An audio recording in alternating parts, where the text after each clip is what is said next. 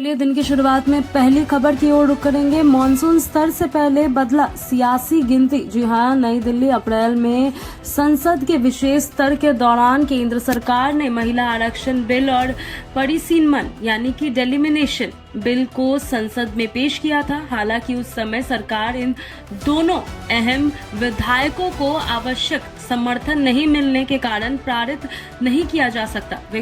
विपक्ष ने इन विधेयकों को लेकर एकजुट होकर सरकार का विरोध किया था और संसद के भीतर तथा बाहर व्यापक राजनीतिक बहस देखने को मिली थी। लेकिन अप्रैल से जुलाई के बीच महज 3 महीनों में देश की राजनीति का पूरा समीकरण बदलता हुआ नजर आया है। जब अब संसद का मॉनसून सत्र शुरू होने जा रहा है तो सरकार पहले से कहीं अधिक मजबूत स्थिति में दिखाई दे रही है, जबकि विपक्ष लगातार कमजोर पड़ता नजर आ रहा है। इन 3 महीनों के दौरान विपक्षी गठबंधन के कई सांसदों ने अपनी अपनी पार्टियों से दूरी बना ली या फिर सीधे सत्ता पक्ष का समर्थन करने का फैसला ले लिया। कुछ सांसदों ने इस्तीफा देकर नई राजनीतिक पारी शुरू की तो कुछ ने दल बदल लिया। कई क्षेत्रीय दलों ने भी अंदरूनी असंतोष खुलकर सामने आया, जिसका सीधा असर संसद में विपक्ष की संख्या और उसकी एकजुट पर पड़ा। यही वजह है कि अप्रैल में जो राजनीतिक तस्वीर दिखी जा रही है वह जुलाई आते आते पूरी तरीके से बदल चुकी। महिला आरक्षण बिल और परिसीमन बिल दोनों ही केंद्र सरकार के बेहद महत्वपूर्ण माने जा रहे थे। महिला आरक्षण बिल के जरिए संसद और विधानसभाओं में महिलाओं को 33% आरक्षण देने का प्रावधान किया गया है, जबकि परिसीमन बिल के माध्यम से जनसंख्या के आधार पर संसदीय और विधानसभा क्षेत्रों की नई सीमाएं तय करने का रास्ता साफ होगा। इन दोनों मुद्दों पर लंबे समय से देश में राजनीतिक बहस चल रही है और सरकार इन्हें अपनी बड़ी सुधारात्मक एजेंट का हिस्सा बना रही है। अप्रैल के विशेष सत्र के दौरान सरकार के सामने सबसे बड़ी चुनौती पर्याप्त राजनीतिक समर्थन जुटने की थी। विपक्षी दलों ने कई संवैधानिक और राजनीतिक सवाल उठाते हुए इन विधेयकों का विरोध किया था।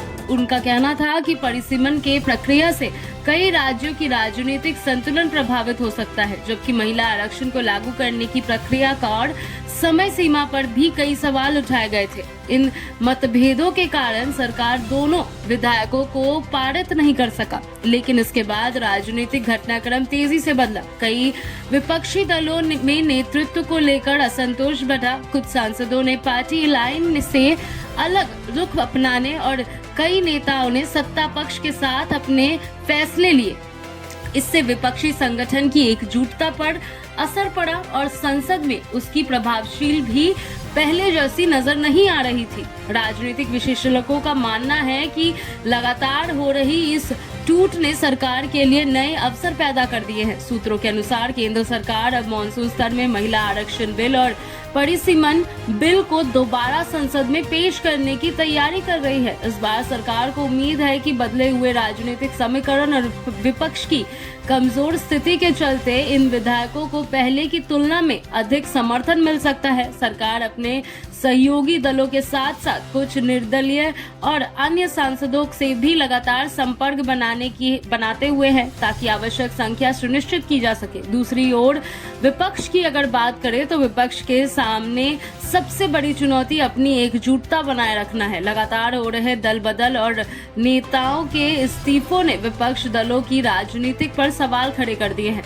कई दल अब अपने सांसदों को एकजुट रखने और सरकार के खिलाफ साझा रणनीति तैयार करने में जुटी हुई है। हालांकि राजनीतिक प्रशिक्षकों का मानना है कि यदि विपक्ष इसे टूट को रोकने में सफल नहीं होती है तो संसद के भीतर उसकी ताकत और कम हो सकती है। राजनीतिक विशेषज्ञों का कहना है कि संसद का यह मॉनसून सत्र केवल विधायक कार्यवाही तक सीमित नहीं रहेगी, बल्कि यह सरकार और विपक्ष दोनों के लिए शक्ति परीक्षण भी साबित हो सकती है। यदि सरकार इन दोनों महत्वपूर्ण विधेयकों को पारित करने में सफल रहती है तो ये सब उसकी बड़ी राजनीतिक उपलब्धि मानी जाएगी। वहीं यदि विपक्ष सरकार को रोकने में कामयाब रहता है तो वह अपनी राजनीतिक प्रासंगिकता और एकजुटता का मजबूत संदेश देने में सफल रहेगी।